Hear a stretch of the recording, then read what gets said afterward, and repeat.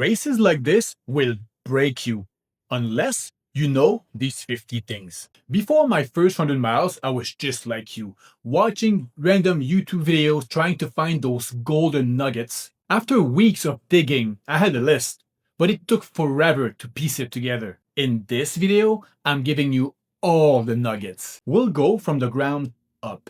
Feet, legs, stomach issues, nutrition, and finally, the mind. Because in the end, it's your mind that will decide if you finish or not. There will be a few running techniques, but no specific training plan because everybody starts from a different place. If you're watching this, you're probably already a runner. You've completed a few marathons and now you're looking for a bigger challenge. Don't overthink it. Pick a race, sign up, make it official. Even if you're in the category I just described, expect a steep learning curve, but anyone can cover the distance. Theoretically, you can walk it or you can sprint it. You are right now somewhere in between, but you'll need to commit. Let's get started.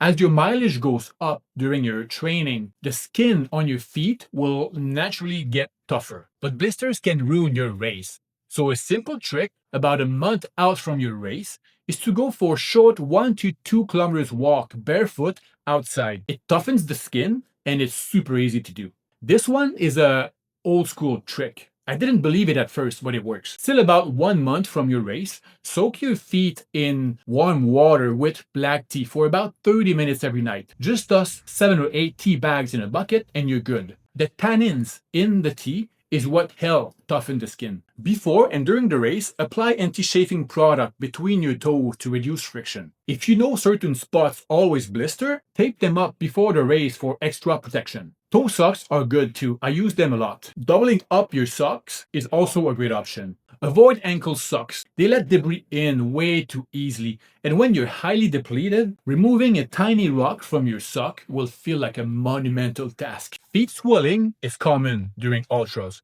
So have a pair of shoes that's half a size bigger waiting in a drop bag. It'll make a big difference late in the race. Keep your nails short. If they're too long, they'll smash into the front of your shoes during downhills and cause injuries. Bring a small foot care kit in your drop bag or with your crew. If you feel a hot spot, deal with it right away. Don't wait. Apply tape or a blister patch. A few minutes of prevention will save you hours of painful running. Feet sorted. Good. So let's move up to the legs. The real workhorses of a 100-miler. Your legs will naturally get stronger as your training builds. But if you want to become a better climber, you have to run uphill. And the same applies for the downhills. Depending on where you live, you might not have access to big mountains in your area. But regardless, you have to do a lot of elevation in your training. This tip is gold. Toward the end of your prep, schedule 3 or 4 big workouts where you go climb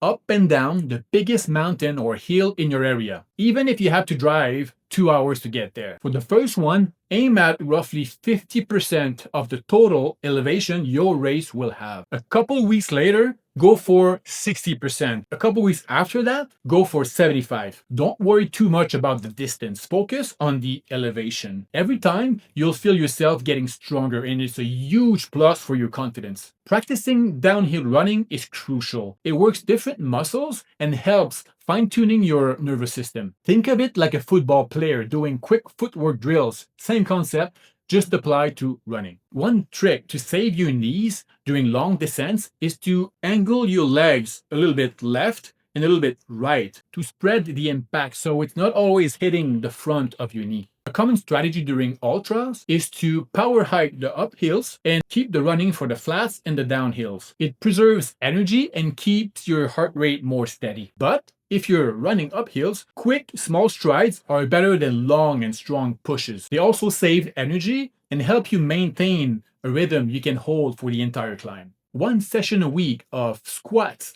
lunges, and calf raises will protect your joints and give you more climbing power. Becoming a better runner is not just about running more. Back-to-back long runs are important. Your definition of what a long run is will evolve as you move through your prep, but you have to get used to running on sore legs. Do a long run on Saturday and another on Sunday. At aid station, Don't stop for too long. Your legs will stiffen up. Keep walking or shuffling as much as possible. And if your legs are tightening up, just a minute or two of light stretching will loosen things up. But don't overdo it. Be gentle. All right, just a little higher, the bladder. I will place hydration in this category. As someone who sweats a lot, I have to constantly remind myself to drink often. Don't wait until you're thirsty. Take small sips every 5 to 10 minutes instead of chugging huge amount of water. If you're running in the heat, take salt tablets like salt sticks to replace the electrolytes you're losing before you crash. There are other good brands too. Electrolytes powder work well as well. We'll cover those in the nutrition section. If your urine gets dark,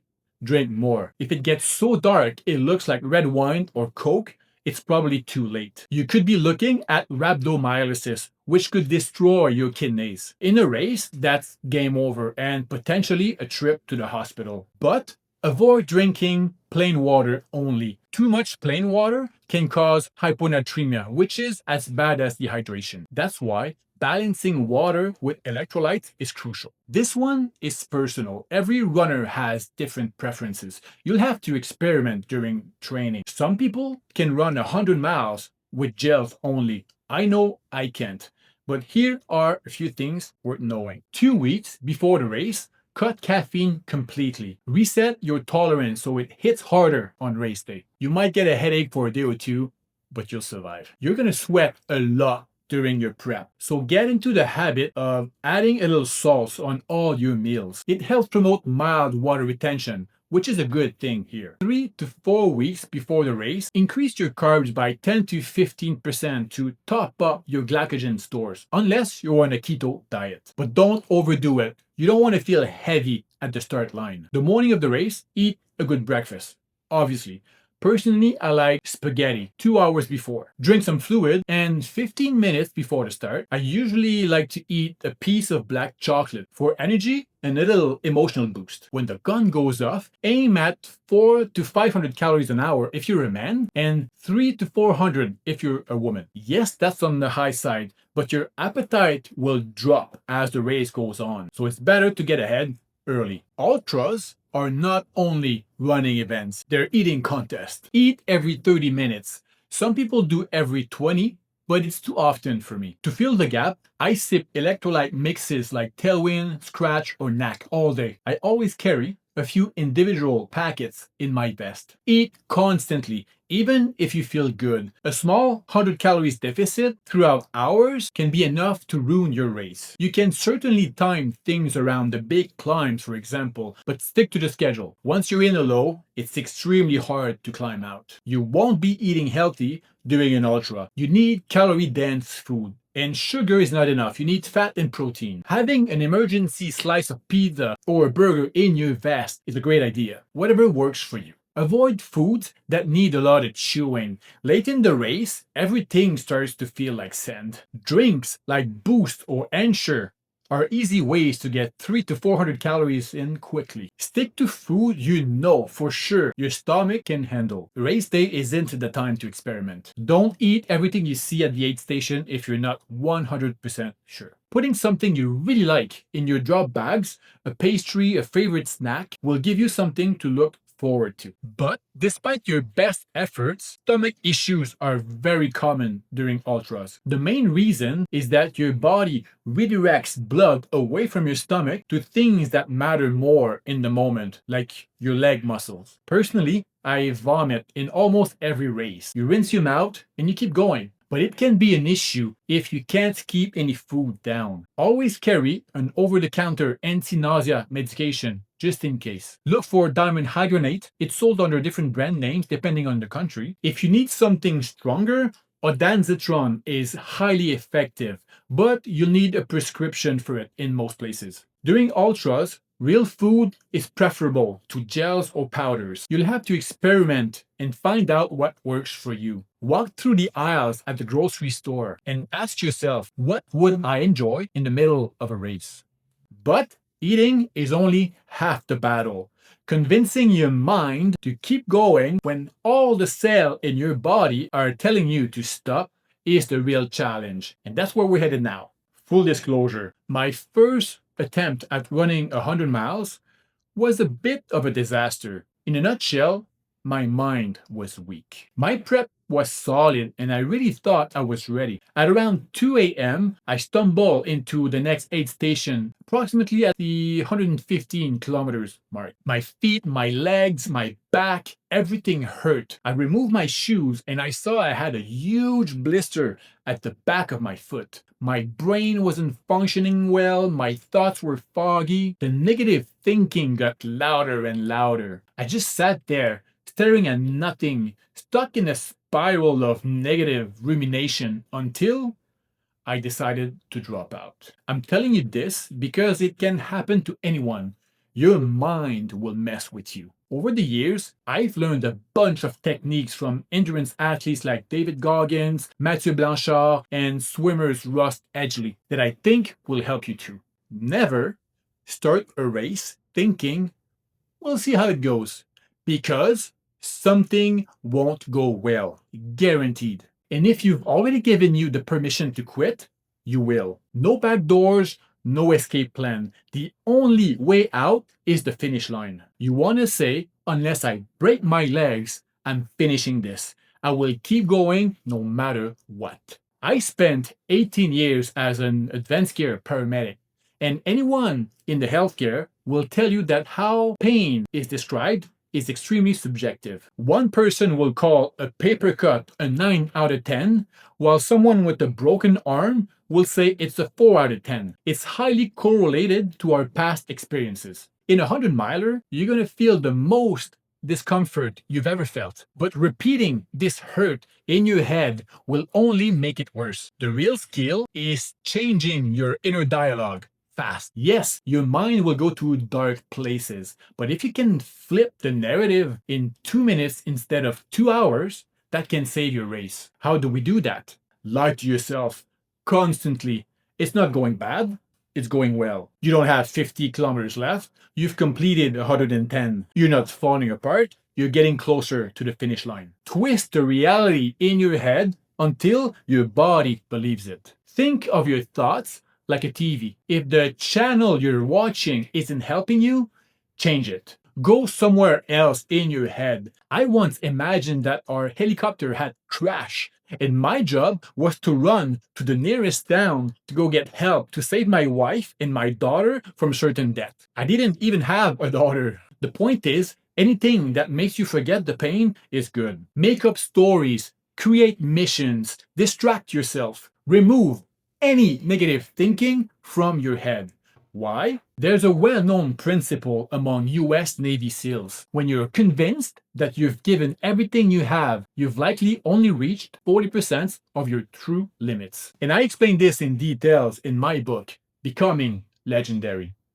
Your mind will lie to you. It will tell you that it's too hard, that you didn't train hard enough, that you can't finish. It will make a blister on your foot feel like the end of the world. It will magnify every ache and every doubt. Don't let your mind turn into an enemy. Recognize it, call it out, and don't let it take you down. Pause and think. If hitting your finger with the hammer is 10 out of 10 pain, what's the pain in my legs right now? Most of the time, it's not as bad as you think. Smile while you run. Psychologists call it the pen between the teeth technique. A fake smile tricks your brain into thinking you're happy, which will ultimately improve your mood. It really works. Use mantras. I'm a badass. I'm strong. I'm well trained. I'm an athlete. Cheer yourself up constantly. Break the race into small finishes. You're not running 100 miles. You're stacking up little victories. The next aid station, the top of this hill, the next step forward. Your job is simple.